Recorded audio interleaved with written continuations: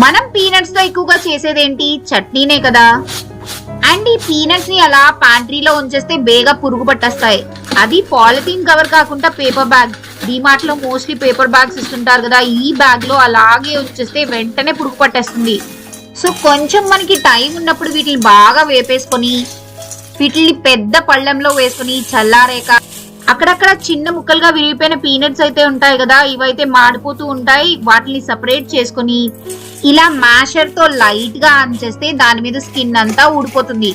ఇలా లైట్ గా మ్యాష్ చేశాక చెరిగేసుకుంటే పీనట్ స్కిన్ అయితే సపరేట్ అయిపోతుంది.